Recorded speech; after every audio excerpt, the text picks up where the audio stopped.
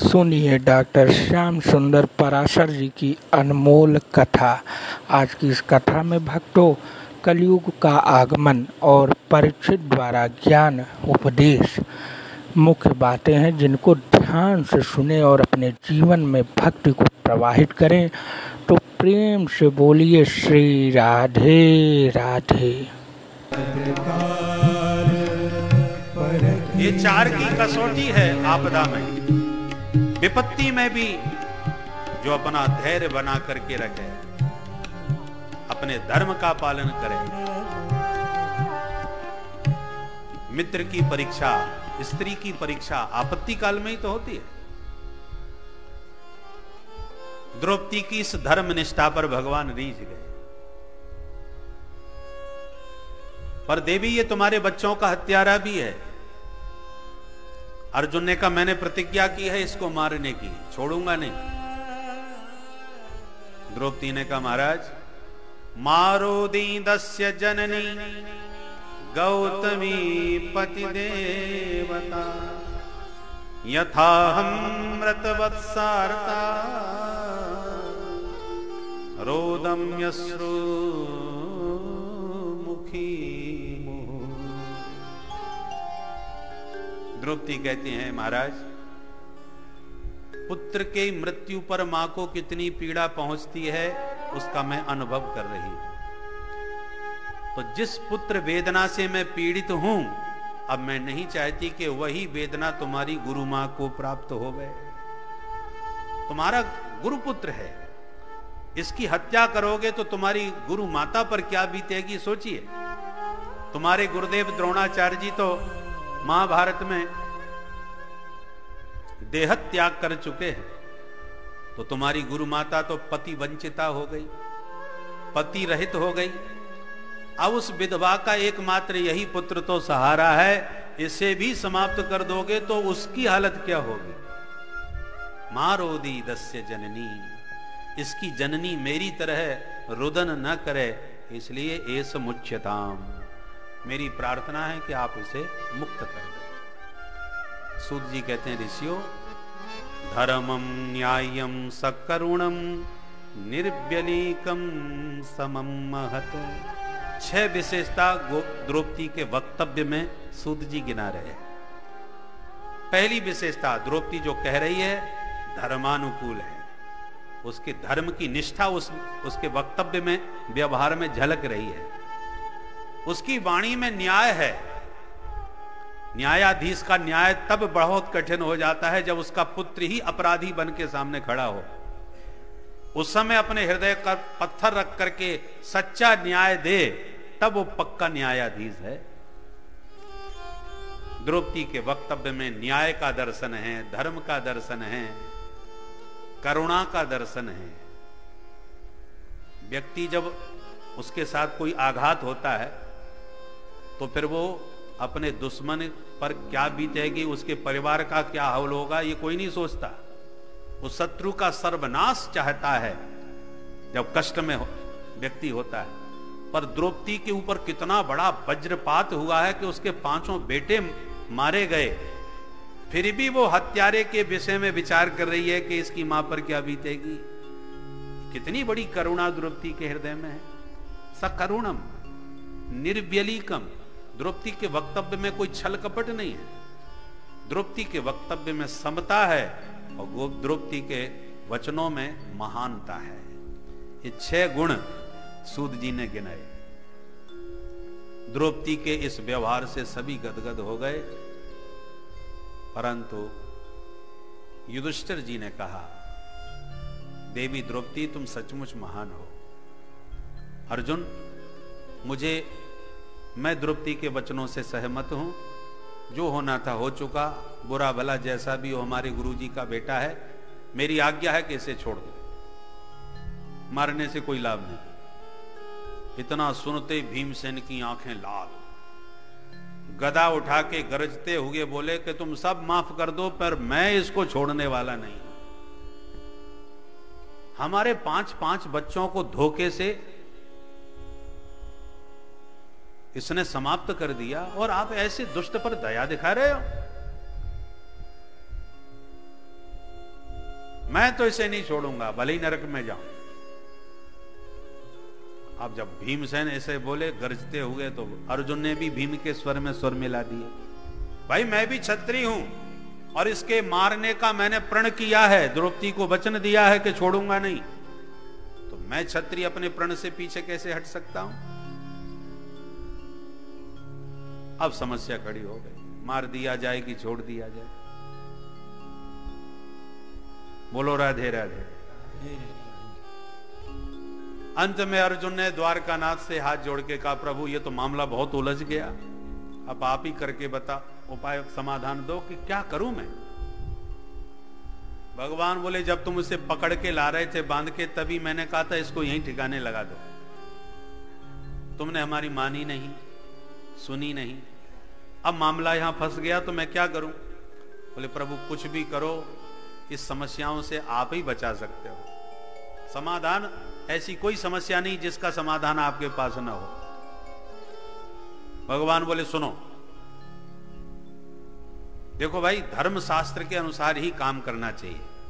कर्तव्य का निर्णय धर्म शास्त्र करते हैं, और शास्त्र तो यही कहता है कि ब्रह्म बंधुर न हंतव्य, ब्राह्मण बंधु का कभी वध नहीं करना चाहिए।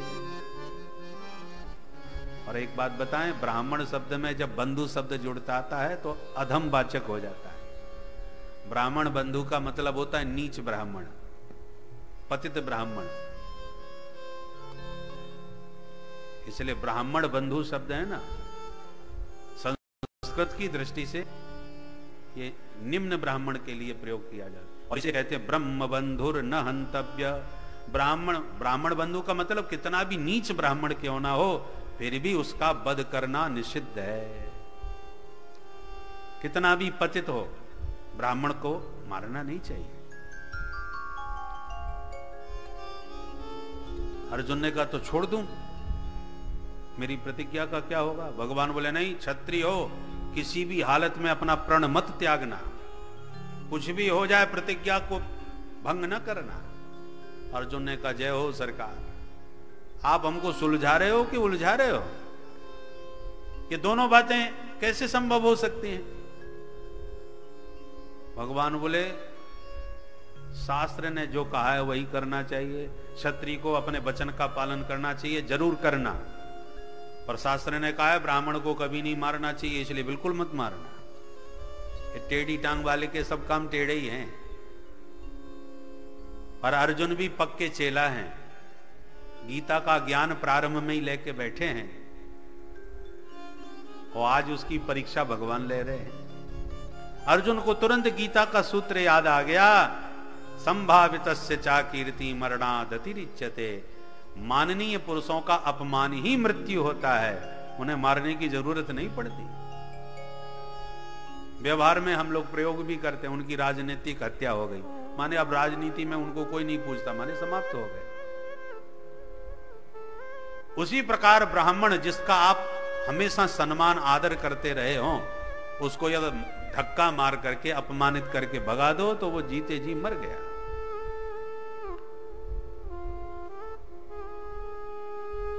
अर्जुन ने तुरंत अश्वत्थामा के सिर से चमकती हुई मणि को निकाला और धक्का मार के अपमानित करके वहां से भगा दिया। अश्वत्थामा के लिए ये मौत से भी बढ़कर के अपमान था। तिलमिला गया, चला तो गया, पर मन में प्रण किया कि मैं इस वंश में सचमुच किसी को पानी देने वाला नहीं छोड़ूंगा। और तो कोई बचा नहीं, पांचों पुत्र पांडवों के मारे गए, पर एक है। कौन? उत्तरा, अभिमन्यु की पत्नी। अभिमन्यु तो वीर गति को प्राप्त हो गए चक्रव्यूह में, पर उसकी पत्नी गर्भवती है, उसी से संतान होगी और उसी से इनकी वंश वृद्धि होगी।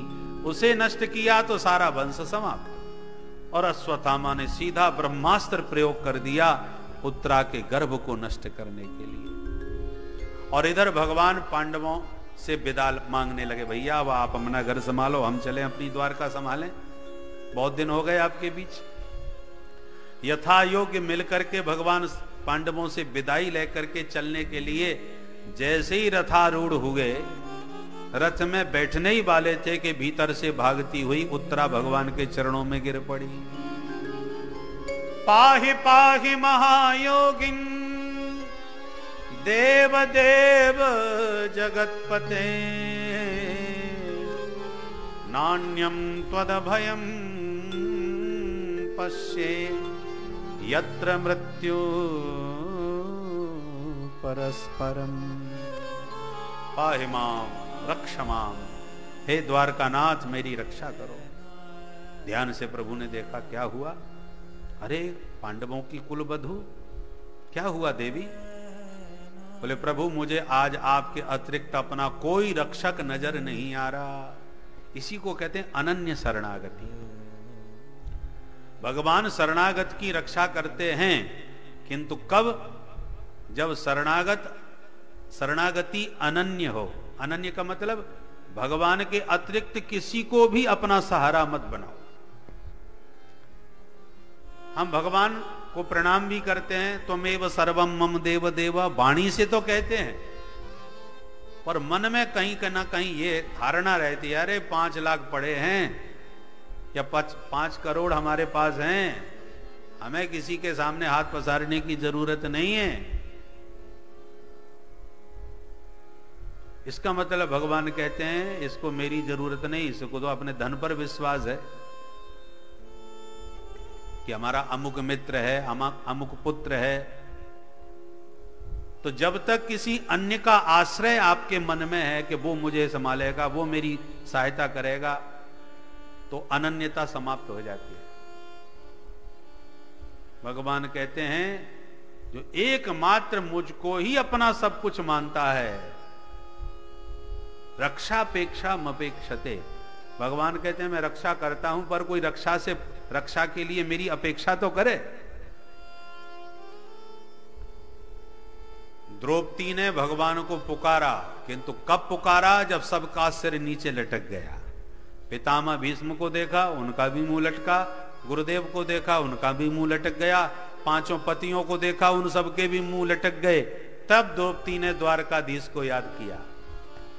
विलंब हो गया और उत्तरा ने देर नहीं करी, सीधे ही पूरा परिवार खड़ा था गोविंद की विदाई में, पर सबके बीच में आकर के कह दिया, नान्यम त्वदभयम पश्ये यत्र मृत्यु परस्परम। ये सारे संसार के प्राणी मृत्यु के ग्रास हैं, केवल एकमात्र आप हैं जो इस मौत से त्राण देने वाले हैं, बचाने वाले हैं। इसलिए आपके अतिरिक्त मुझे दूसरा कोई रक्षक दिखाई नहीं पड़ता। बस इसी अनन्य शरणागति के वचन पर माधव रीझ गए और तुरंत अंगूठे के बराबर नन्हा रूप बनाया, उत्तरा के गर्भ में प्रभु प्रविष्ट हो गए। और जो ब्रह्मास्त्र चलाया था अश्वत्थामा ने, भगवान ने अपने प्रभाव से उसे शांत कर दिया। भगवान उस तेज पुंज ब्रह्मास्त्र को शांत कर रहे हैं और वो तेज परीक्षित को जलाने के लिए चारों तरफ चक्कर काट रहा है, और नन्हे से परीक्षित उत्तरा मां के गर्भ में ये सब देख रहे हैं। धीरे धीरे वो अग्नि पिंड शांत हो गया और वो चतुर्भुज रूप जिसने उस अग्नि पिंड से परीक्षित को बचाया, उस रूप को परीक्षित ने हमेशा के लिए अपने चित्त में बसा लिया।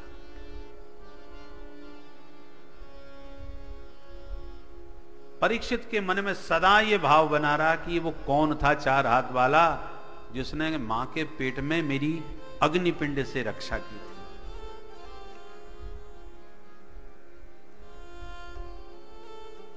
भगवान पुनः प्रकट होकर मुस्कुराने लगे। उत्तरा तो इतनी गदगद हो गई कि कुछ धन्यवाद का शब्द भी बोल नहीं पाई, परंतु जैसे ही प्रभु अब द्वारका के लिए चलने को हुए, कुंती मैया ने दौड़ के चरण पकड़ लिए। भगवान हाथ पकड़ के बोले, बुआ जी आप तो मेरी बुआ हो तो प्रणाम तो मुझे करना चाहिए, आप मुझे कैसे प्रणाम कर रही हैं? कुंती मैया बोली, कन्हैया थोड़ी देर के लिए आप एकदम मौन खड़े रहो, आज मैं अपने मन की कुछ बात आपसे कहना चाहती हूं। क्योंकि जब जब मैं आपके ऐश्वर्य का, भगवत्ता का अनुभव करती हूं कि आप साक्षात सर्वशक्तिमान हैं, और उस विषय में जब मैं आपसे कुछ कहना चाहती हूं तभी आप मुझसे बड़े प्यार से कहते हो बुआ। तो जब आप मुझे बुआ जी कहते हो तो मैं मुझे भी केवल फिर भतीजे ही भतीजे नजर आने लगते हो और भगवत्ता भूल जाती हूं। इसलिए कहती हूं थोड़ी देर के लिए मौन रहना ताकि मन के उद्गार आज मैं खुल करके कह सकूं। अच्छा कहो बुआ। 26 श्लोकों से स्तुति गाई कुंती मैया ने। नमस्ते पुरुषं त्वाद्यम ईश्वरं प्रकृते परम अलक्ष्यं सर्वभूतानां अन्तर्बहिरवस्थितम्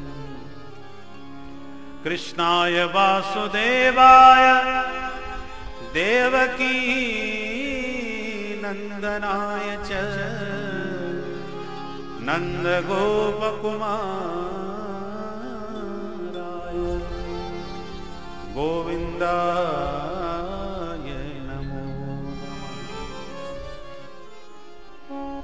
हे कृष्ण, हे नंदनंदन, हे देवकी सुत, मैं आपके चरणों में बारंबार प्रणाम करती हूं। आप तो त्रिगुणात्मक प्रकृति प्रपंच से सर्वथा परे परम पुरुष हैं। बड़े बड़े सिद्ध संत आपको नहीं समझ सकते तो कथम पश्चिम ही स्त्रिय। सामान्य बुद्धि रखने वाली मैं एक साधारण स्त्री आपको क्या समझ पाऊंगी। भगवान बोले बुआ आज इतनी महिमा हमारी क्यों गाई जा रही है। कुंती मैया कहती है कि मैं आज आपसे कुछ मांगना चाहती हूं। अरे तो मांगो। कुंती मैया बोली बस यही मांगती हूं कि मैंने अपने जीवन में बड़े बड़े संकट देखे। कहां तक गिनाऊं। विषान महाग्ने पुरुषाद दर्शनात् असत्सभाया वनवास कृच्छ्रता मृधे मृधेनेकमहारथासतो द्रोण्यस्त्रतश्चास्म हरे विरक्षिता। मेरे पुत्र भीम को विष के लड्डू खिलाए गए पर आपकी कृपा से बच गया। लाक्षा भवन में हमको जलाने का षड्यंत्र रचाया, आपकी कृपा से हम बच गए। उन दुष्टों के बीच सभा में द्रौपदी का वस्त्रापहरण किया, आपकी कृपा से उसकी लाज बची। वनवास के प्रसंग में हिडिंबासुर जटासुर जैसे असुरों ने हमारे बच्चों को खाने का प्रयास किया, आपकी कृपा से बच गए। कहां तक गिनाएं। महाभारत के युद्ध में तो पग पग पर मौत मड़रा रही थी बच्चों के सिर पर आपने 5 में से एक को भी आंच नहीं आने दी। मेरे 5 के 5 बचा लिए। और अभी अभी तो मेरे वंश का दीपक बुझते बुझते आपने बचाया है। इसलिए मैं चाहती हूं कि ये जो विपत्ति मेरे जीवन में आती रही, जब तक ये जीवन रहे ये विपत्तियां इसी प्रकार से आती रहें। विपदः सन्तु नः शश्वत तत्र तत्र जगद्गुरु। हे जगद्गुरु श्री कृष्ण, विपदः सन्तु, शाश्वत रूप से अखंड रूप से मेरे पर सदा विपत्ति बनी रहे। भगवान बोले बुआ जी ऐसा भी कोई मांगता है क्या। सारा संसार हमसे कहता है सुख संपत्ति घर आवे कष्ट मिटे तन का, और आप अब जीवन भर कष्ट उठाया फिर भी कष्ट ही मांग रही हो, विपत्ति मांग रही हो। इस विपत्ति से तुम्हें क्या मिलेगा।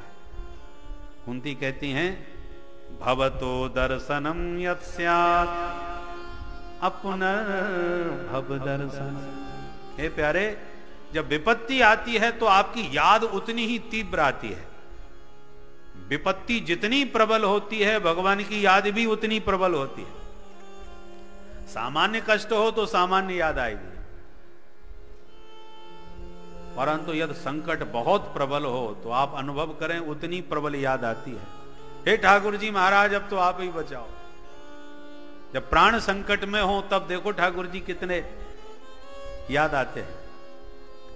कुंती मैया कहती है इसलिए विपत्ति सदा आती रहें ताकि आपकी याद दिलाती रहें, क्योंकि आपदा जितनी प्रबल होती है उतना ही आपका स्मरण भी उतना ही तीव्रता से होता है। और आपका एक बार प्रबल स्मरण हो जाए तो हरि स्मृति सर्व विपद विमोक्षणम, ये संसार की आपत्ति आपत्ति नहीं है। सबसे बड़ी आपदा तो तब है जब मानव शरीर पा करके भगवान को भूल गए। भगवान को भुलाना ही सबसे बड़ी विपत्ति है वैष्णवों की, और भगवान का स्मरण कराना ही सबसे बड़ी संपत्ति है। विपदो नैव विपदः संपदो नैव संपदः विपत विस्मरणम विष्णु संपन्न नारायण स्मृति। भगवान की विस्मृति ही विपत्ति और भगवान की स्मृति ही संपत्ति है। हनुमान जी ने कहा, कह हनुमंत विपत्ति प्रभु सोई, कह हनुमंत विपत्ति प्रभु सोई। क्या विपत्ति है? जब तब सुमिरन भजन होई, जब तब सुमिरन सुमिरन भजन, सुमिरन भजन न होना ही भक्तों की विपत्ति है। भगवान बोले, बुआ ये बात है तो सारे कार्यक्रम स्थगित, अब हम कहीं नहीं जा रहे, आपके पास ही रहेंगे। और इतना कह करके भगवान बुआ जी के भवन में पुनः प्रविष्ट हो गए। बोल भक्तवत्सल भगवान की। प्रभु अब कुछ दिन और हमारे साथ रहेंगे, ये जान करके पांडव प्रमुदित हो गए, प्रसन्न हो गए। पर एक दिन आधी रात पे प्रभु ने देखा कि सब खर्राटे बजा के सो रहे हैं और बड़े भैया युधिष्ठिर जी सिर पकड़ के बैठे बैठे रो रहे हैं। भगवान ने निकट आके पूछा, बड़े भैया आप सम्राट बन गए, सारी धरती के एकमात्र आप चक्रवर्ती सम्राट हैं, महाभारत जैसे युद्ध को जीता, दुष्टों का विनाश हुआ, अब किस बात का कष्ट है जो आप रो रहे हो? तो जो हालत अर्जुन की युद्ध के प्रारंभ में हो रही थी, वो युद्ध के बाद में युधिष्ठिर जी की हो गई। गोविंद, मेरे दादाजी पितामह भीष्म, जिनकी गोदी में मैं खेला करता था, आज हमने उन्हें बाणों की सैया पर सुला दिया। जिन गुरुदेव से हम सीखा करते थे, उनको हमने समाप्त कर दिया। बुरे भले कैसे भी सही, कितने भी दुष्ट सही, मेरे भाई बंधु थे दुर्योधन आदि, हमने उन सबको मौत के घाट उतार दिया। अब बंधु बांधवों का सबका विनाश करके मैं किसके ऊपर राज्य करूंगा? जब व्यक्ति को जीवन में कोई उपलब्धि होती है तो मित्रों के साथ, बांधवों के साथ खुशी मनाता है। मैंने तो अपने बंधु बांधवों का ही वध कर दिया, तो ये युद्ध के विजय की खुशी किसके साथ बैठ के मनाऊं? आत्मग्लानि से भरे युधिष्ठिर जी, भगवान उन्हें विविध भांत समझाने लगे। युधिष्ठिर जी को कुछ समझ नहीं आया। प्रातःकाल होने पर भगवान पांडवों को लेके पितामह भीष्म के पास पहुंच गए, जो बाणों की सैया पर अभी भी लेटे हैं। पांडवों ने जाके किया प्रणाम। पितामह भीष्म ने नेत्र खोल के देखा तो सामने द्वारकाधीश का दर्शन हुआ। प्रणाम करते हुए पितामह भीष्म बोले, प्रभु मैं आपकी ही प्रतीक्षा में पड़ा हुआ था कि जब तक आप दर्शन नहीं दोगे मैं भी इस संसार से जाने वाला नहीं। इच्छा मृत्यु का वरदान मुझे प्राप्त है, मैं जब चाहूंगा तभी मरूंगा। आप आए, अब मेरी एक प्रार्थना सुन लीजिए। क्या? सदैव देवो भगवान प्रतीक्षता कलेबरम यावदिदं हिनोम्यहम् प्रसन्नहासारुणलोचनो लसत् मुखाम्बुजो ध्यानपतश्चतुर्भुज। हे मुकुंद, हे माधव, जब तक इस कलेवर का त्याग करके संसार से मैं विदा न हो जाऊं, तावत भवान प्रतीक्षताम, तब तक आप प्रतीक्षा करके मेरे सामने ऐसे ही खड़े रहे। मैंने सरसैया पर सोकर आपकी प्रतीक्षा की है प्यारे, अब तो मैं भी कुछ दिन तक, कुछ समय तक प्रतीक्षा करवाना चाहता हूं। भगवान मुंह लटका के बोले, जैसी आपकी इच्छा। मुंह क्यों लटकाया? बोले मरने की इच्छा कोई संसार में करता नहीं जल्दी से, और ये इच्छा मृत्यु का वरदान लिए बैठे हैं। भगवान जाने इनको जाने की इच्छा कब होगी। यदि 1-2 महीने के लिए कार्यक्रम स्थगित कर दिया तो हमारी तो लग गई लंबी ड्यूटी, कब तक खड़े रहेंगे। जैसे ही मुंह लटका हुआ देखा, पितामह भीष्म ने टोक दिया, सुनो सुनो, परेशान मत हो, ज्यादा प्रतीक्षा नहीं करवाऊंगा, पर ये मुंह मत लटकाओ। तो बोले प्रसन्न हासारुण लोचनो लसत, जब तक खड़े हो प्रसन्न मुद्रा में मुस्कुरा के। लखी जिन लाल की मुस्कान, भगवान की मुस्कान में ही तो जादू है। लखी जिन लाल की मुस्कान, तीनहि बिसरी वेद विधि, तीनहि बिसरी वेद विधि, सब योग संयम ज्ञान। लखी जिन लाल की मुस्कान, नेम व्रत आचार पूजा, पाठ गीता ज्ञान। नेम व्रत आचार पूजा, पाठ गीता ज्ञान।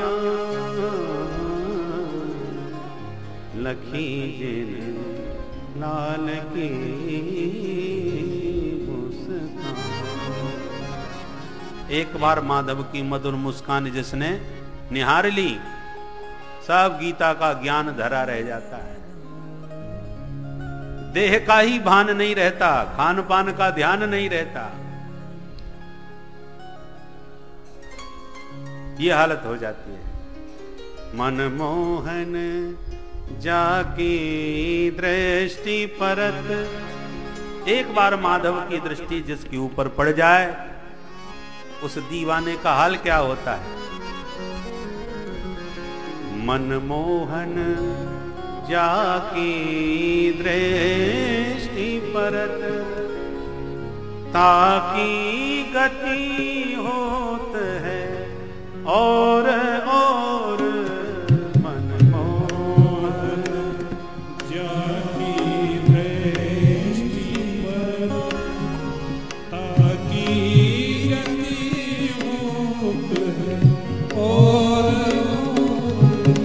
मनमोहन जाकी दृष्टि परत, ताकी गति होत है और मनमोहन जाकी दृष्टि परत। न सुहात भवन तन आसन बसन, सुहात भवन तन भोजन पानी कुछ अच्छा नहीं लगता। न सुहात भवन तन आसन बसन, सुहात भवन तन आसन बसन। बनही को धावत दौर दौर, बनही को धावत दौर दौर। मनमोहन जाकी दृष्टि परत, ताकी गति होत है और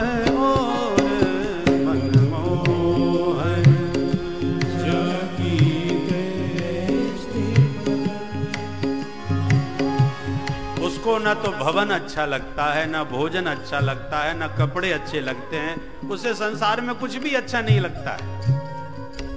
वन को धावत, कौन से वन को? वृंदावन को। नेक नेक बात पर वृंदावन के लिए भागता है। बिहारी जी के प्रेम में पागल हुआ, बावला बना, कभी निधि वन की ओर दौड़ता है, कभी बेल वन की ओर, कभी वृंदावन की ओर, वन ही वन की ओर दौड़ता भागता नजर आता है। और केवल इतना ही नहीं,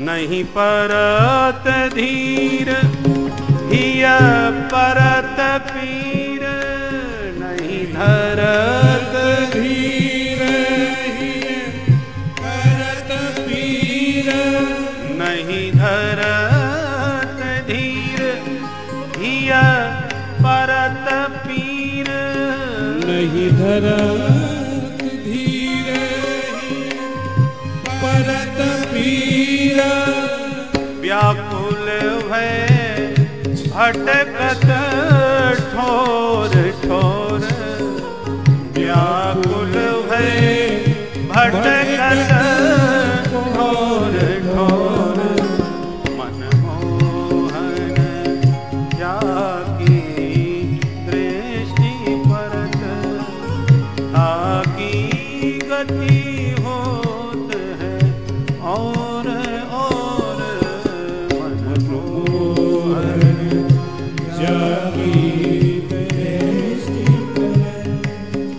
कब असुवन भर नारायण मन, असुवन भर नारायण मन, सदा रहत बरसा ऋतु हम पर जब से श्याम ते धारे।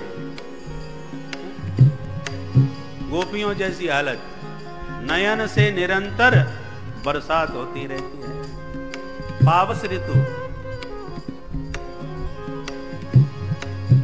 कब सुवन भर नारायण मन, असुवन भर नारायण मन, झांकत डोलत है पोर पोर, झांकत डोलत है पोर पोर, मनमोहन जाकी दृष्टि परत, ताकी गति होत है और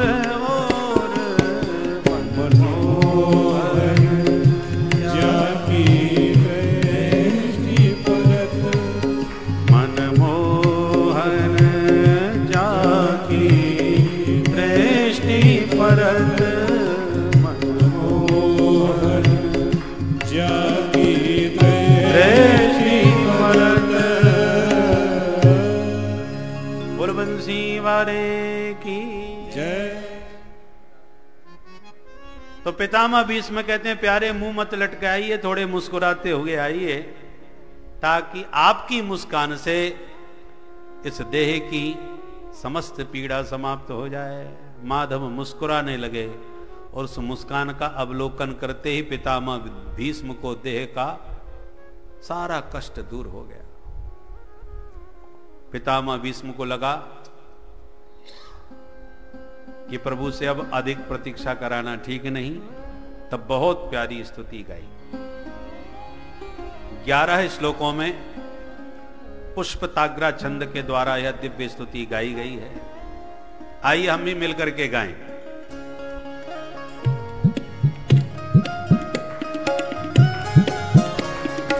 इतिमति रूप कल्पिता वितृष्णा भगवती सात्वत पुंगवे विभूमि स्वसुख मुपगते क्वचित् विहरतुं प्रकृति मुपेयुष्यद भवप्रभा त्रिभुवन कमलं कमाल वर्णं रविकर गौरवराम्बरं ददाति पपुरल ककुलावृताननाजं विजय सखे रतिरस्तु मे नमः युद्ध तुर कर दो विधूम्र विश्व अचलुलित श्रम भार लंकृता से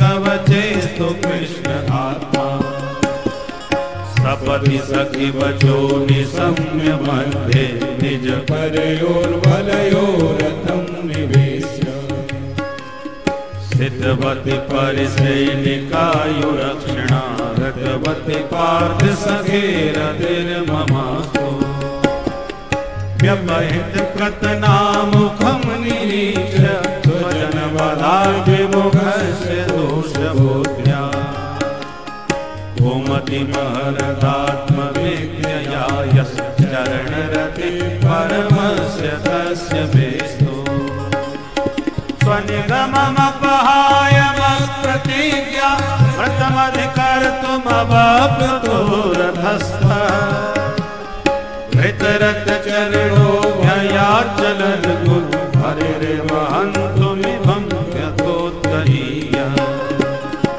चित्तविशिख हतो विशीर्णदंस क्षतज परे प्लुत आगतायिनो मे प्रशभमभिससार मध्वदार्थं स भवतु मे भगवान् गतिर्मुकुन्द विजयरथ कुटुम्ब आततोत्रे रथहयरस्मिन् तत्क्रिये क्षणीये भगवति रतिरस्तु मे मुमूर्षो यमिह निरीक्ष्य हता कथा स्वरूपम् ललित गति विलास बलगुहास प्रणय निरीक्षण कल्पतोरुमाना कृत मनु कृतवत्यजन्मदान्धा प्रकृति मगन केलयस्य गोपबल्वा मुनिगण नृपवर्य संकुलेन्द्र सदसि युधिष्ठिर राजसूय येषाम् हरहणमुपभेद ईक्षणीयो मम दृशिगोचर एष आविरात्मा तमिमहमहजं शरीर भाजां हृदयहृदिष्टितमात्मकल्पितानां तदृशमिव नैकदार्कमेकं समधिगतोऽस्मि विधूतवेदभोः इति मतिरुपकल्पिता विद्वेष्णा भगवति सात्वतपुङ्गवे विभूति भगवति सात्वतपुङ्गवे विभूति भगवति सात्वतपुङ्गवे विभूति। बोल बंसी वारे की जय। इस प्रकार से इन 11 श्लोकों के द्वारा पुष्पताग्रा छंद में यह पावन स्तुति पितामह भीष्म ने गाई। पितामह भीष्म कहते हैं इति मति, ये जो मेरी बुद्धि है मैंने इसको अपनी पुत्री मान लिया है, ये मेरी बेटी है। अब बेटी का विवाह भी करना होता है, पर इस मति के लिए मैंने बहुत खोजा पर कोई पति मिला नहीं। मुझे तो इस जगत में मति का कोई पति मिला नहीं, इसलिए अब शरीर छोड़ने से पहले अब आपके ही चरणों में प्रार्थना है कि आप ही मेरी मति को अपनी ही श्रीमती बना लीजिए, क्योंकि मेरी मति आपकी बनेगी श्रीमती तो आपके चरणों में करने लगेगी रति। पत्नी का पति के चरणों में ही तो प्रेम होता है, इसलिए मेरी मति जब आपकी श्रीमती बनेगी तो आपके चरणों में करेगी रति, तो फिर मुझे भी मिल जाएगी सदगति। मैं भी बेटी का विवाह करके चैन से संसार छोड़ के चल सकूंगा। इसलिए इति मति रूप कल्पिता वितृष्णा। भगवान बोले तो तुमने तो हमें पसंद कर लिया अपनी बेटी के लिए, पर हमें भी तो तुम्हारी बेटी पसंद आनी चाहिए। पितामह भीष्म कहते हैं महाराज इतना तो मैं दावा करता हूं कि मेरी बिटिया जैसी सुंदरी दूसरी मिलेगी नहीं। भगवान बोले अच्छा ऐसी क्या विशेषता है भाई उसमें, ऐसा कौन सा गुण है? बोले वितृष्णा, सबसे बड़ा गुण है कि इसमें कोई तृष्णा नहीं है। तृष्णा माने कामना। देवी जी का एक बार विवाह करके सिंदूर मांग में भरा जाता है और फिर ऐसी मांग चालू होती है कि जिंदगी भर बेचारा पति मांग भरते भरते ही बावला हो जाता है। बोलो राधे राधे। फिर पति का नाम हो जाता है भरता। संस्कृत में पति को भर्ता कहते ना, भर्ता।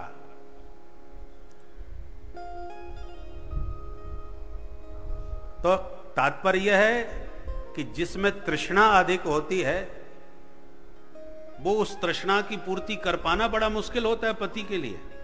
पर मे मति वितृष्णा, पितामह भीष्म कहते हैं पर मेरी बिटिया में ये तृष्णा का कोई दोष है ही नहीं, न वित्तेषणा, न पुत्रेषणा, न लोकेषणा, सब तृष्णाओं से विनिर्मुक्त पवित्र मति है मेरी।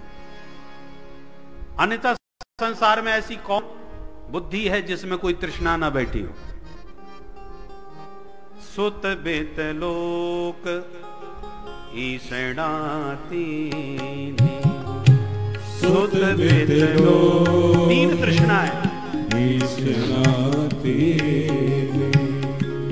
कहीं के मति इन्ह कृतन मली, कहीं के मति कृतन मली, कहीं के मति इन्ह कृतन मली, कहीं के कृतन मली, सुत बित लोक ईषणाती, सुत बित लोक ईषणाती। तीन तृष्णाओं ने सबकी मति मैली कर दी, पर माधव में मति वितृष्णा, तृष्णा मुक्त पवित्र मति है मेरी, इसलिए सब प्रकार से आपकी पत्नी बनने योग्य है, इसे स्वीकार करो। एक एक प्रसंगों का स्मरण करते करते, स्तुति गान करते पितामह भीष्म ने देह त्याग किया। आकाश से सुमन वृष्टि करते हुए देवताओं ने दिव्य स्वागत किया और पितामह भीष्म परम पद को प्राप्त हो गए। बोल भक्त वत्सल भगवान की जय। पितामह भीष्म को परम पद प्राप्त हुआ और भगवान पांडवों से विदा लेकर के द्वारका को प्रस्थान कर गए। सोनक जी ने प्रश्न कर दिया, महाराज क्षमा करना, आप विषयांतर हो गए। हमने आपसे जो प्रश्न किया था वो ये था कि परीक्षित को सुखदेव जी ने कथा क्यों सुनाई।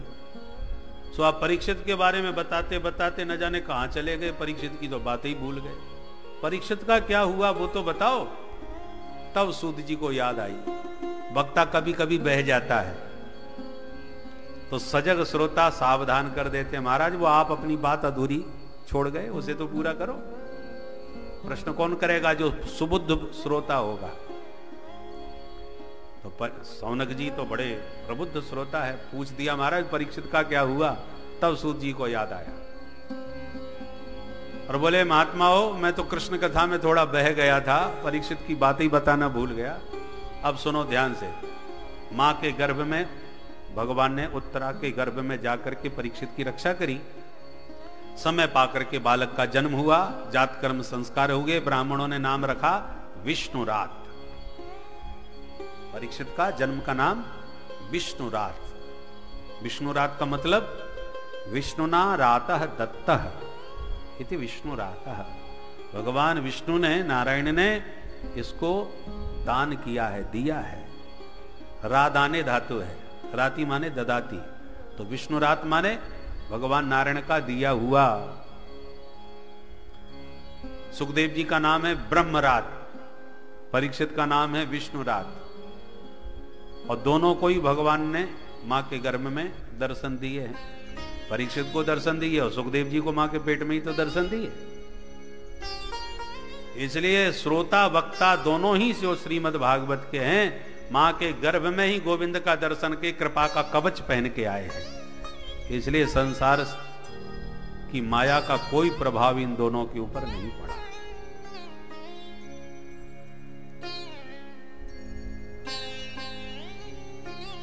समय बीता। एक दिन भगवान अर्जुन से बोले, मित्र हम तुम्हारे घर आते रहते हैं पर तुम हमारे घर नहीं जाते, आज चलो हमारे साथ। तो बड़े भैया की आज्ञा लेके अर्जुन भी द्वारका चल दिए भगवान के पास। पर प्रभु के साथ रहते द्वारका में 7 महीने बीत गए अर्जुन को। अब युधिष्ठिर जी को बड़े बड़े भयंकर अपशकुन होने लगे। युधिष्ठिर जी परेशान होने लगे। एक दिन भीमसेन से बोले, भैया तो कुछ समझ में नहीं आ रहा। गता सप्ताधुना मासा भीमसेन तवानुज नायाति कस्य बाहेतुर नाहं वेदेदमंजसा। 7 महीने बीत गए, अर्जुन क्यों नहीं आया? मुझे बड़ी चिंता हो रही है। चिंतित हो ही रहे थे कि अर्जुन आ गए, पर जैसी अर्जुन की हालत देखी तो सब घबरा गए। अर्जुन का मुख तेजहीन, हजारों प्रश्न कर डाले। क्या बात हो गई भैया अर्जुन, तुम्हारा निस्तेज चेहरा कैसा दिख रहा है? तुम्हारे मुख की कांति कहां चली गई? कौन सा पाप किया है? पापी पुरुष का तेज समाप्त हो जाता है। तुमने कौन सा पाप किया जो तुम्हारी कांति नष्ट हो गई? गो हत्या तो नहीं की, ब्राह्मण वध तो नहीं किया, शरणागत की रक्षा करने में असमर्थ तो नहीं हुए, प्रतिज्ञा भंग तो नहीं हुई? ऐसे हजारों प्रश्न पूछे। अर्जुन ने सिर हिलाया। तो फिर कारण क्या हुआ? द्वारका में सब ठीक हैं? इतना सुनते ही चरणों में गिर पड़े और यदुवंश के संहार का पूरा प्रसंग सुना दिया। वंचितो हम महाराज हरिणा बंधुरूपिणा येन में पहर्तम तेजो देव विस्मापनम महत। भैया, जो मेरा तेज देवताओं को विस्मय में डाल देता था, वह मेरा तेज प्रभु के परम धाम जाते ही उनके साथ चला गया। 56 करोड़ यदुवंश में चतुःपंचावशेषता, केवल 4-5 बचे हैं, बाकी सब समाप्त हो गए। गृह युद्ध में समाप्त हो गया सारा यदुवंश। इतना सुनते ही कुंती मैया ने एक क्षण में अपना शरीर त्याग दिया। भगवान के परम धाम जाने का समाचार सुनते ही कुंती मैया ने शरीर छोड़ दिया। पांडवों ने कहा, प्रभु के बिना इस धरती पर हम भी नहीं रह सकते। तुरंत अपने पौत्र परीक्षित को बुला के सिंहासन सौंप दिया और 5 भाई द्रौपदी को साथ में लेके हिमालय की यात्रा पर निकल गए। एक एक करके शरीर त्यागते हुए 5 स्वर्गारोहण को प्राप्त हुए। छोटी अवस्था में परीक्षित ने सत्ता को संभाला।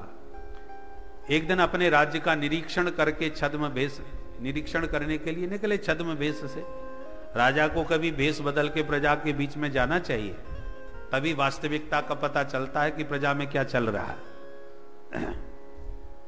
परीक्षित गए, जगह जगह पर अपने पूर्वजों की बड़ी प्रशंसा सुनी। एक स्थान पर देखा कि एक गाय और बछड़े को एक दुष्ट बुरी तरह डंडों से मार रहा है, चरण का भी प्रहार कर रहा है और गौ माता आंसू बहा रही है। बछड़े को तो इतना मारा कि उसके 3 पैर तोड़ दिए। एक पैर पर खड़ा बछड़ा कांप रहा है। दोनों अपनी अपनी पीड़ा एक दूसरे को सुना रहे हैं। बछड़ा कहता है, मां, शायद मेरी इस दुर्दशा पर आप दुखी हो रही हैं कि गोविंद आपको छोड़ के चले गए, इसलिए उनके वियोग में आप दुखी हैं। तब गौ माता बोली, वत्स, ब्रह्मादयो बहुतिथम यदपांग मोक्ष कामास्तपः समचरन् भगवत् प्रपन्ना सा श्री स्ववासमरविंद बनम विहाय यत्पाद सौभगमलम भजते नुरक्ता। गौ माता बछड़े से कह रही है, हे वत्स, जिन लक्ष्मी जी की कृपा दृष्टि पाने के लिए ब्रह्मादिक देवता हमेशा तपस्या करते रहते हैं, हे मां, हमारे ऊपर भी कृपा दृष्टि डाल दो। ब्रह्मा जी सृष्टिकर्ता भी लक्ष्मी जी की कृपा को तरसते हैं और वो लक्ष्मी 24 घंटे गोविंद के चरण पलटती रहती हैं। वे गोविंद के चरण आज हम लोगों को उपलब्ध हुए थे, परंतु अब आज हमको छोड़ करके चले गए। मैं उनके वियोग के संताप से बहुत संतप्त हूं। जब ये वचन सुने तो परीक्षित समझ गए ये असाधारण गाय बछड़े हैं, सामान्य नहीं है। पर ये पापी दुष्ट कौन जो इनको सता रहा है। तुरंत क्रुद्ध हो गए, तलवार निकाल के उस दुष्ट को दंड देने दौड़ पड़े और गौ माता से बोले, हे गौ माता, अब ये रोना बंद कीजिए, इन दुष्टों को दंड देने के लिए परीक्षित अभी जिंदा है। मारोदी रंभ भद्रम ते खला नाम मई शास्त्री। जो मारने को आगे बढ़े वह दुष्ट मुकुट उतार के परीक्षित के चरणों में गिर के बोला, त्राहिमाम त्राहिमाम। अब क्षत्रियों का धर्म है जो भयभीत होकर शरण में आ जाए उसे वो मारते नहीं, इसलिए परीक्षित ने उसे छोड़ दिया। गौ माता को प्रणाम करके बोले, माता अब बताओ आपको कष्ट क्या है, डरो मत। पर गौ माता कुछ बोली ही नहीं। बछड़े से कहा, भगवान आपके 3 पैर किसने तोड़े, मुझे बताओ, आपको किसने सताया। बछड़ा हाथ जोड़ के बोला, महाराज अब हम अपने कष्ट का कारण कैसे बताएं। धर्मशास्त्र तो ऐसा कहते हैं कोई किसी को कष्ट नहीं देता, सब अपने अपने कर्मों का दंड भोगते हैं। सुखस्य दुखस्य न कोपी दाता। शास्त्र ऐसा भी बोलते हैं, ईश्वर की इच्छा के बिना पत्ता भी नहीं हिलता, तो ठाकुर जी की यही मर्जी होगी। हम किसको अपने दुख का कारण बताएं, हम स्वयं निर्णय नहीं कर पा रहे। महाराज परीक्षित बोले, आपकी भाषा बतला रही है कि आप सामान्य बछड़े नहीं हैं, आप तो साक्षात धर्म हैं, इसलिए धर्म की गति को आप जानते हैं। धर्म के 4 चरण होते हैं, सत्य, तप, दया, शौच। शौच माने पवित्रता। परंतु इस समय केवल 1 पैर पर धर्म खड़ा है, 3 पैर टूट गए। 1 पैर कौन बचा है? सत्य। सत्य के प्रति श्रद्धा है, सत्यमेव जयते। बस इसी पर सत्य के सहारे धर्म टिका है, बाकी 3 पैर लगभग खंडित हो गए। तप गया, इंद्रियों का दमन करना ही तप है। हम जो देखना चाहें आंख वही देखेगी, आंख को जो अच्छा लगा वही हम नहीं देखेंगे। हम जो सुनना चाहेंगे कान वही सुनेंगे, कान को जो अच्छा लगा वही हम नहीं सुनेंगे। हम जो खाना चाहेंगे जीभ उसी का स्वाद लेगी, जीभ को जो स्वादिष्ट लगेगा वही हम खाने नहीं लग जाएंगे। माने इंद्रियां हमारे अनुसार चलें, हम इंद्रियों के दास बन के न चलें, तो इंद्रियों पर जिनका संयम है वही सबसे बड़ा तपस्वी है। तो अब कलयुग में तप कहां रहा? तप गया, दया गई, लोगों में दया नहीं रही। अपना 10 रुपया बचाने के लिए दूसरे के 100 रुपया नष्ट हो जाए तो हो जाए, हमारा क्या जाएगा, हमारी हानि नहीं होना चाहिए। दया नहीं रह गई। सत्य, तप, दया और शौच। शौच माने पवित्रता। पहले घर घर में माताओं में कितनी पवित्रता थी कि बच्चों को भी बिना हाथ पैर धोए रसोई में नहीं घुसने देती थी। शौचाचार का कितना ध्यान। अब तो भोजन बनाते बनाते ही उसी में से टेस्ट कर लेती हैं कि नमक ज्यादा तो नहीं हो गया, सब भोजन जूठा कर दिया, अब क्या ठाकुर जी का भोग लगेगा। भोजन पवित्रता के साथ भगवान को भोग लगाने की भावना से बनाना चाहिए। अब आपने पहले ही भोग लगा लिया पाते पाते, तो वो भगवान तो बाद में पाएंगे, पर वो आपका प्रसाद भगवान को पाना पड़ेगा। भगवान का प्रसाद हम लोगों को पाना चाहिए कि भगवान को अपना प्रसाद पवाना चाहिए। इसलिए रसोई में जूठा नहीं होना चाहिए। पहले तो घर के बाहर चप्पल जूते उतारे जाते थे, घर में जूता चप्पल का प्रवेश नहीं होता था। अब तो रसोई में घुस गए, बनाते समय भी और पाते समय भी। पाते समय तो लगभग सब जगह ही चल रहा है, गिद्ध भोजन हो गया है। अपने हाथ से उठाओ और प्रेम से परोस के पाओ, जूठे मेटे का कोई विचार ही नहीं रहा। स्थितियां पलट गई कलिकाल में। एक बार राजा भोज दरबार में बैठे थे, कालिदास जी महाराज कवि शिरोमणि पधारे, महान पंडित। भोजराज ने कह दिया, आओ मूर्ख राज, पंडित जी से। अब महाराज कालिदास जैसा महान पंडित, और भोज ने उनको मूर्खराज कह दिया। तो नाराज हो गए पंडित जी। बोले राजन एक बात बताओ, तुमने मेरे से मूर्ख कैसे कह दिया? तो राजा ने कहा ये बताओ मूर्खता की परिभाषा क्या है, किसको मूर्ख कहना चाहिए? तब कालिदास जी महाराज ने मूर्खता के लक्षण बतलाए। खादन न गच्छामि हसन न जल्पे गतम न सोचामि कृतम न मन्ये द्वाभ्याम तृतीयो न भवामि राजन किम कारणम भोज भवामि मूर्खः। हे भोजराज, किम कारणम, किस कारण से तुमने मुझे मूर्ख कहा? क्योंकि खादन न गच्छामि, मैं खाते खाते चलता नहीं हूं, आसन लगा के प्रेम से बैठ के प्रसाद पाता हूं। खाते खाते जो चले घूमे फिरे वो महामूर्ख होता है। पहले नंबर की मूर्खता का लक्षण कालिदास जी ने बताया। खादन न गच्छामि, खाते हुए मैं चलता नहीं हूं। परंतु जो सबसे बड़ी मूर्खता का प्रथम लक्षण है वो आज सभ्यता की परिभाषा बन गया। थाली उठाओ, प्राय जितने गिद्ध भोजन होते हैं उसमें हम देखते विवाह शादियों में थाली ली, अपने उठाते जा रहे हैं, खाते जा रहे हैं, घूमते जा रहे हैं। तमाम भोजन के स्टॉल लगे हुए हैं, उठाते हुए लोग खाते खाते घूम रहे हैं। तो कहने का मतलब ये है कि शास्त्रों ने जैसे मूर्खता का लक्षण बतलाया, आज वो सभ्यता का अंग बन गया है।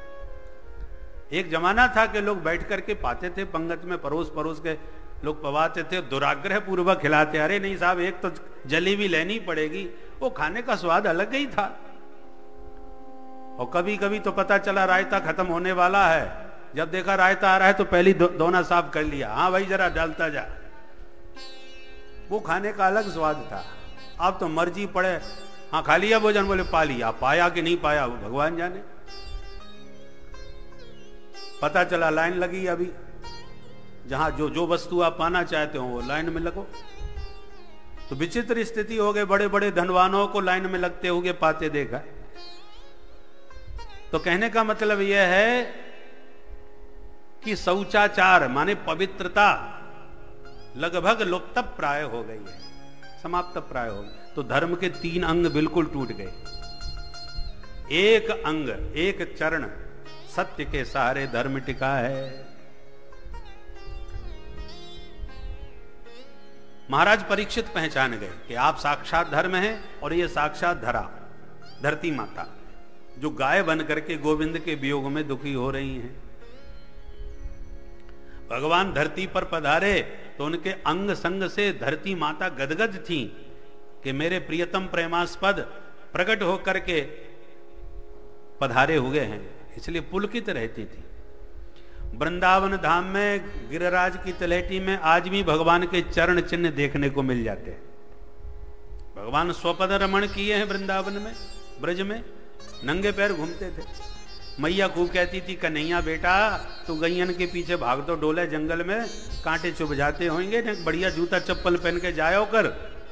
तो कन्हैया कहते, मैया गैया मेरी मैया है, जब गैया मैया का चूना पहने तो मैं कैसे पहन लूंगा? और मैया बेचारी मौन हो जाती। तो गोपाल ने यहां पर बिना जूते चप्पल पहने स्वपद रमण किया है, निरावरण चरणों से बेहरण किया है, इसलिए चरण चिन्ह बने हुए। क्यों बन गए ये चरण चिन्ह? अभी तक मिटे क्यों नहीं? क्योंकि पृथ्वी मां ने विचार किया कि देवियों को आभूषण धारण करने की बड़ी प्रबल इच्छा होती है। हीरे का हार हो या हीरे की अंगूठी हो फिर तो कहना ही क्या है। और कोई ना पूछे तो जानबूझ करके कहेंगी, देख रही हो जयपुर से मंगवाया है। माने कोई ना भी पूछे तो जानबूझ के बताएंगे।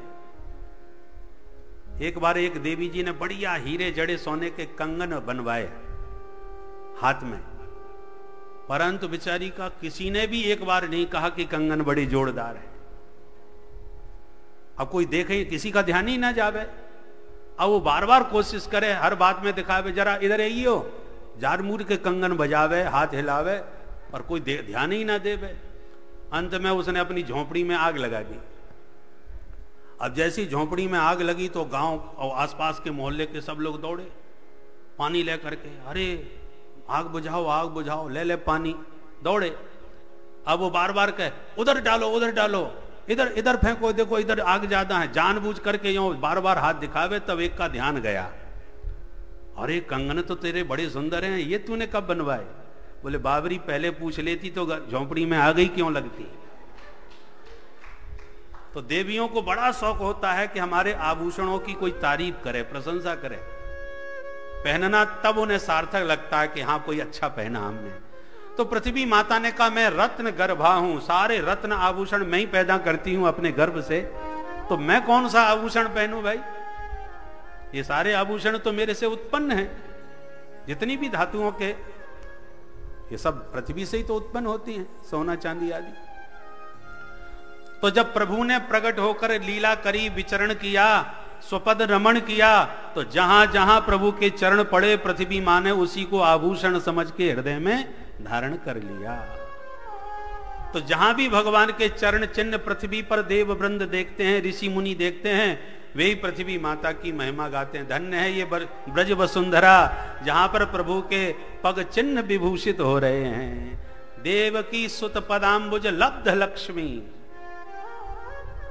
वृंदावनम सखी भुवो वितनोति कीर्तिम, यद्देव की सुत पदाम्बुज लब्ध लक्ष्मी। वेणु गीत में गोपियों ने गाया। तो जब से पृथ्वी पर प्रभु के पग चिन्ह अंकित हुए, तब से ब्रज की महिमा तीनों लोकों में व्याप्त हो गई। सब पृथ्वी मां की भूरी भूरी प्रशंसा करने लगे। ऐसा दुर्लभ आभूषण केवल या तो लक्ष्मी को भगवान के चरण प्राप्त हैं, परंतु पृथ्वी के भी तो पति भगवान हैं। भगवान तो त्रिभुवन पति हैं, तिरुपति नाथ हैं। भगवान की 3 पत्नियां हैं, भूदेवी, भू माने पृथ्वी, भूदेवी, श्रीदेवी और नीला देवी। तो 3 देवियों के पति हैं, इसलिए भगवान तिरुपति नाथ कहलाते हैं। तो पृथ्वी लक्ष्मी तो 24 घंटे उनके चरण दबाती रहती हैं, पर अवतार लेकर के जब स्वपद रमण प्रभु करते हैं, तब पृथ्वी गदगद हो जाती है कि मेरे प्रियतम मेरे पास पधारे हैं। उनके चरण चिन्हों को आभूषण बना करके हृदय में धारण करती है। आज उनके वियोग में संतप्त हो रही हैं कि हमारे प्रियतम चले गए। पृथ्वी की इस पीड़ा को परीक्षित ने पहचान लिया और कहा देवी दुखी मत होइए। जब उस कलयुग की ओर देखा, क्यों रे दुष्ट तू कौन है? उसने अपना परिचय दिया, हम कलयुग हैं। बोले हमारे राज्य में आया कैसे? बोले महाराज हम जाएं कहां? संपूर्ण धरती पर आपका राज्य है, जहां जाते हैं वहीं आपका राज्य पाते हैं, कहां जाएं? अच्छा हमारे राज्य में यदि रहना चाहते हो तो तुम्हारे अंदर कोई विशेषता है, कोई गुण है? बोले महाराज अवगुणों का तो खजाना हूं, पर गुण सिर्फ एक है। क्या गुण है तुम्हारे अंदर?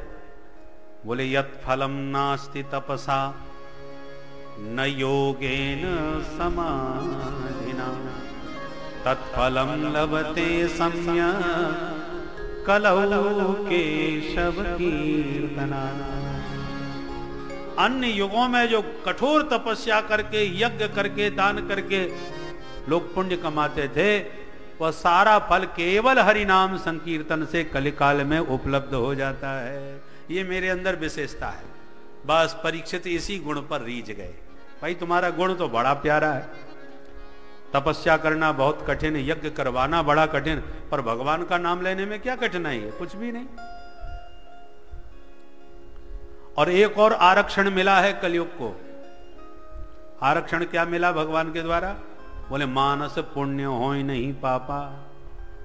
कलयुग में मन से कोई पुण्य करो तो उसका पूरा फल मिलेगा, पर मानसिक कोई पाप बन जाए उसका कोई दंड नहीं। ये आरक्षण केवल कलयुग के प्राणियों को ही प्राप्त है। ठाकुर जी ने विशेष छूट दी है। अब बोलो जब शरीर से ज्यादा पुण्य न हो सके तो मन से तो कर ही सकते हो। मनीराम जी को कहीं आने जाने में देर नहीं लगती, चाहे बद्रीनाथ ले जाओ चाहे रामेश्वरम चले जाओ, मन से चले जाओ और अपने ठाकुर जी को खूब दूध दही घी शहद में स्नान कराओ, बढ़िया 16 श्रृंगार करो, और बढ़िया ठाकुर जी को हीरे जवाहरात के मुकुट आभूषण अलंकार धारण कराओ, बढ़िया 56 भोग लगाओ, हद लगे ना फिटकरी रंग जो खाई आवे, ना आना ना जाना, ना खाना ना पीना, ना लेना ना देना, और पुण्य पूरा पूरा मिलेगा। कलयुग की ये बहुत बड़ी विशेषता है। इसलिए भगवान शंकराचार्य मानस पूजा में कहते हैं कि हे महादेव, मैं आपके लिए प्रेम मंदिर जैसा लंबा चौड़ा मंदिर नहीं बनवा सकता, मैंने इस देह को ही आपका देवालय बना लिया है। ये देह रूपी मंदिर में आत्मा के रूप में आपको बैठा लिया है, और बुद्धि के रूप में माता पार्वती जी को बैठा लिया है, और जो मेरे पंच प्राण हैं, प्राण अपान उदान समान व्यान, ये आपकी पंचायत है जो नंदी भृंगी श्रृंगी के रूप में बैठी है। अब आपकी पूजा कैसे करूं इस देह के देवालय में?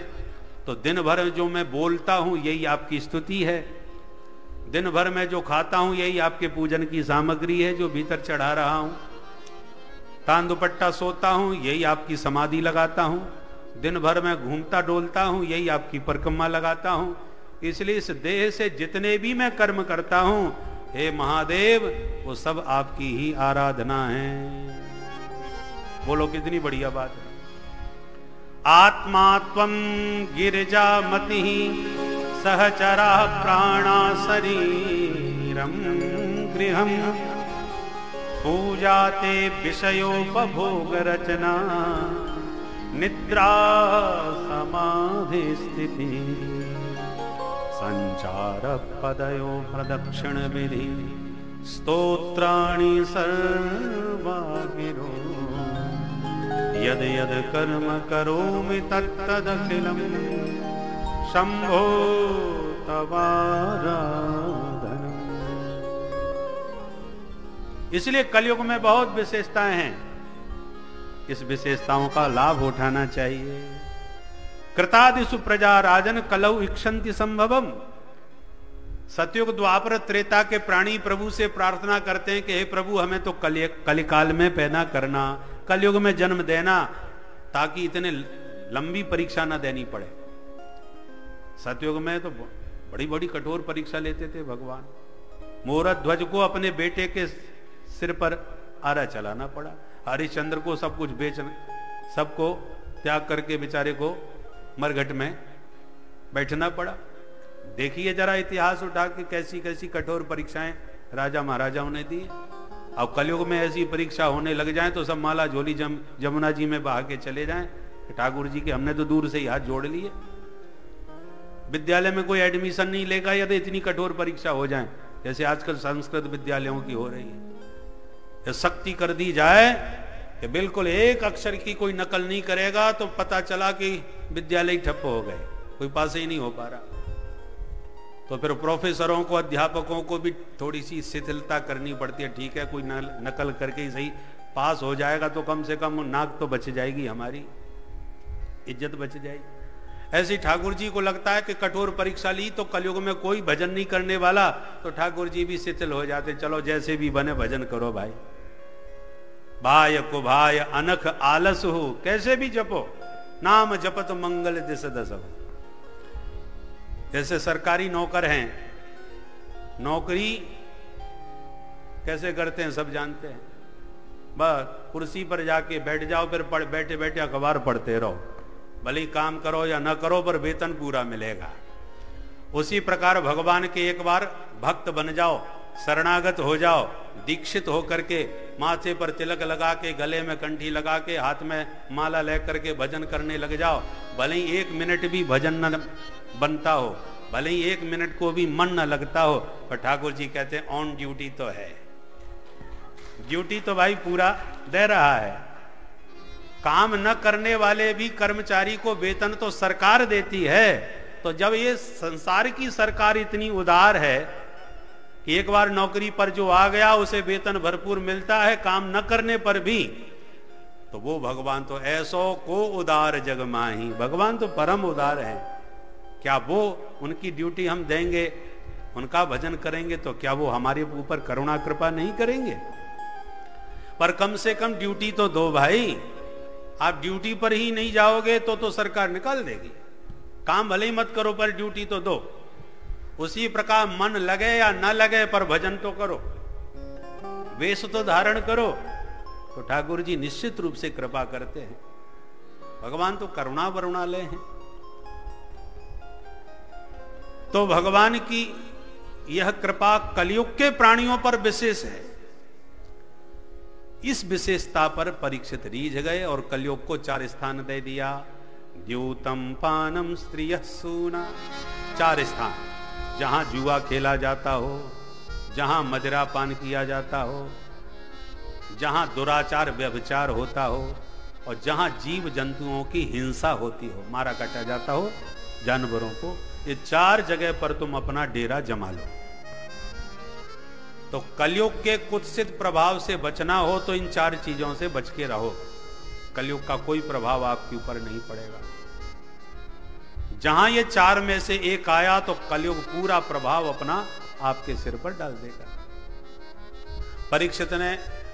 परीक्षित से हाथ जोड़ के कलयुग ने कहा, महाराज आपके राज्य में हमें तो 4 में से एक भी नजर नहीं आ रहा, हम रहेंगे कहां? कोई कम से कम एक तो अच्छा सा स्थान दे दो।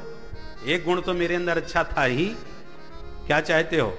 कलयुग बोला, केवल सोने में निवास और मिल जाए, सुई आनंद आ जाए। दिया। तथास्तु कह करके परीक्षित चले गए। बस और तो कोई दोष परीक्षित में था नहीं, पर सोने का मुकुट तो था, उसी में कलयुग बैठ गया। और एक दिन महाराज परीक्षित शिकार खेलने निकल पड़े। दिग्भ्रमित होकर के भटकते भटकते समीक मुनि के आश्रम में पहुंच गए, भूखे प्यासे। आवाज लगाई, महाराज जी, पर कोई जवाब नहीं मिला। तो झोपड़ी में भीतर घुस के देखा, महात्मा ध्यानावस्थित तदगतेन मनसा, ध्यान मग्न बैठे थे महात्मा। तो राजा को लगा मेरे स्वागत से बचने के लिए समाधि का नाटक कर रहे हैं। तो तुरंत एक मरा हुआ सांप देखा, उसी को उठा करके